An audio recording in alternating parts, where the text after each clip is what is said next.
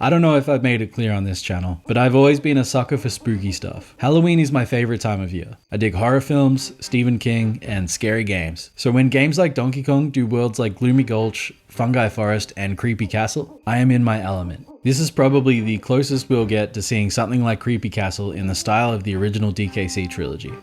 This is part 19 of Overthinking Donkey Kong Country 4.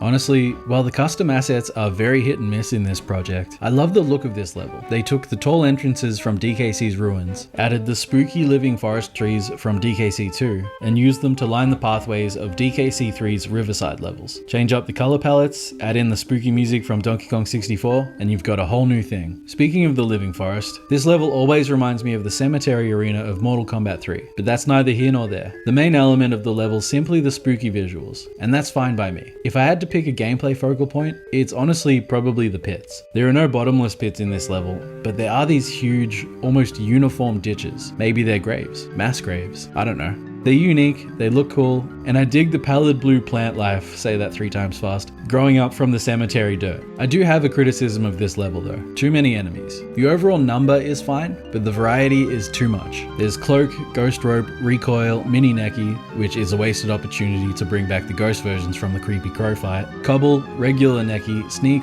Copter, Minky Kong, Manky Kong, Army, Click Clack, Slipper, Spiny, Crusher, Crumple, Bazooka, Zinger, Clubber, Critter, Clampon, Kaboing, Cannon, and Flitter. Just because you can put all these enemies in the same level, doesn't mean you should. If almost every enemy is in almost every level, then all the levels are going to feel samey and the player won't get time to miss any one enemy or appreciate the enemy variety. And to me, this sheer amount of enemy variety reeks of not having enough faith in the level's design. As always, the bonus areas are fantastic. The first one has the player trick Manky Kong into throwing a barrel, then following that barrel to a wall as it breaks open. A cheeky nod to Webwoods. The bonus area itself is chaotic and looks heaps of fun. Not to be outdone, the second bonus area is super clever too. You've got to follow a Cloak, who will then throw a bonus barrel out. The actual bonus area looks difficult, but doable. Props for how they hid half the stars behind the starting point. Simple, but very clever. Winky and Parry show up here. I'm starting to think the developers have a thing for Parry, because he seems to get more love in this fan game than he did in his own game. Same goes for Winky, but I'm not complaining about that. He's the best animal buddy out of them all, and that's saying something.